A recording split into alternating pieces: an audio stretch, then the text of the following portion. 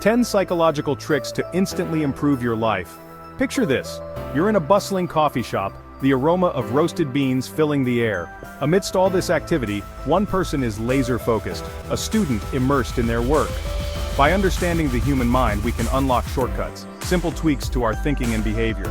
Get ready to unlock your full potential with 10 psychological tricks to instantly improve your life. Let's kick things off with a deceptively simple yet incredibly effective trick: smiling. Researchers at the University of Kansas found that even a forced smile can have a remarkable effect on our stress levels. Imagine this. You're in a high-pressure situation, your heart is racing, and you feel overwhelmed. Now, try smiling even if you don't feel like it. The act of smiling sends signals to your brain, tricking it into believing you're happy. This triggers the release of endorphins, those feel-good chemicals that lower your heart rate and reduce stress hormones. So, the next time you're feeling the pressure, remember the power of a smile. It's a simple, free, and surprisingly effective way to instantly improve your mood. Have you ever noticed how unfinished tasks stick in your mind, demanding attention until they're complete? That's the Zeigarnik Effect. Zeigarnik found our brains remember incomplete tasks more vividly. Unfinished tasks create mental tension, a loop playing in our minds. Use this effect to combat procrastination.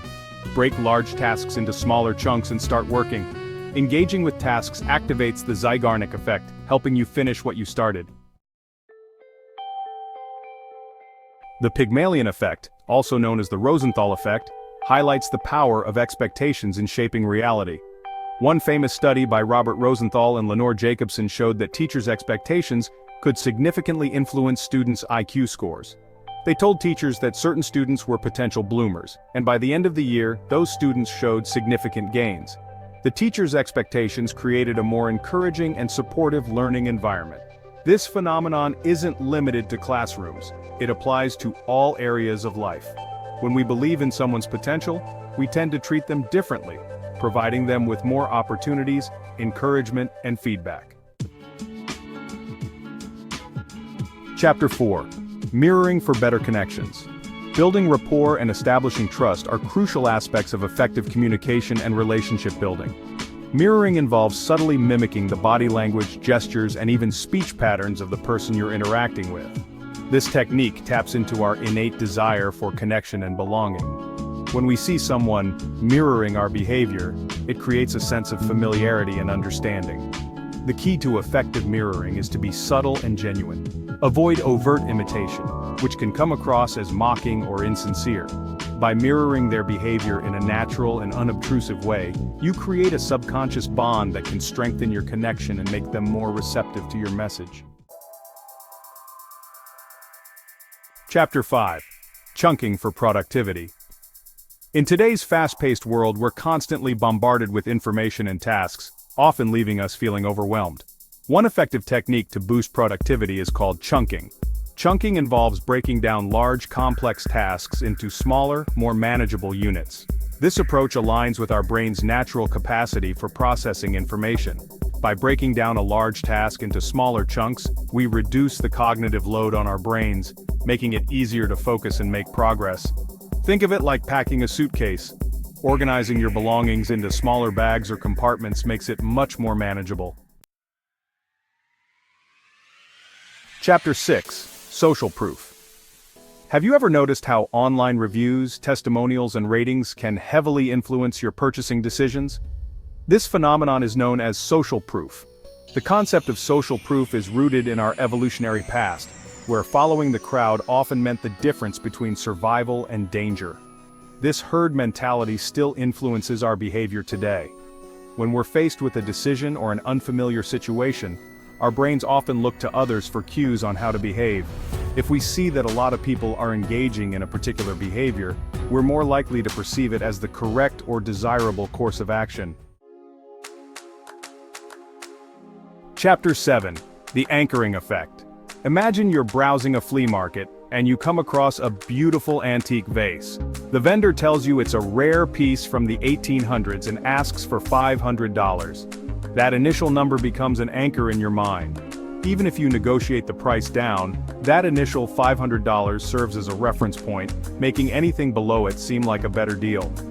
This is the anchoring effect in action, a cognitive bias that demonstrates how our judgments and decisions can be heavily influenced by the first piece of information we receive.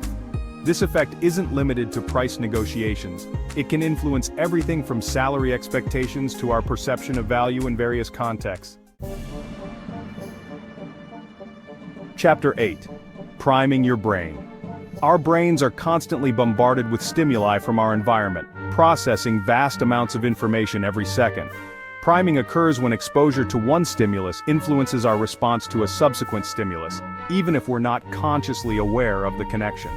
For example, if you're shown a series of words related to the concept of elderly, you might unconsciously start walking slower or behaving in a way that aligns with stereotypes associated with older adults. The fascinating thing about priming is that it can occur even when the stimuli are presented subliminally, below our conscious awareness. Chapter 9. The Benjamin Franklin Effect. We often assume that to gain someone's favor, we need to do nice things for them. However, there's a counterintuitive psychological phenomenon called the Benjamin Franklin Effect. Asking someone for a favor can actually increase their liking for you. Our brain rationalizes it by thinking, I must like this person if I'm willing to help them out. Franklin used this technique to win over a political rival by borrowing a rare book. Chapter 10. The Power of Silence. In a world saturated with noise and constant communication, we often underestimate the power of silence. Silence, when used strategically, can be an incredibly powerful tool in communication, influence, and personal growth. Silence can convey a sense of confidence, thoughtfulness, and self-control. When we pause before speaking, we give ourselves time to gather our thoughts, choose our words carefully, and respond with intention. In negotiations, silence can be a powerful tool for gaining leverage. When presented with an offer, try pausing and allowing the silence to hang in the air, creating a sense of anticipation and discomfort in the other party. Outro. Unlock your potential. As we've explored these 10 psychological tricks, one key theme emerges. Small changes in our thinking and behavior can have a profound impact on our lives. From the simple act of smiling to the strategic use of silence, these tricks provide us with practical tools to navigate the complexities of human interaction and boost our productivity. They don't require special skills or expensive equipment, they simply require a willingness to understand and harness the power of our own minds. So, I encourage you to experiment with these tricks, incorporate them into your daily life, and observe the positive changes they bring.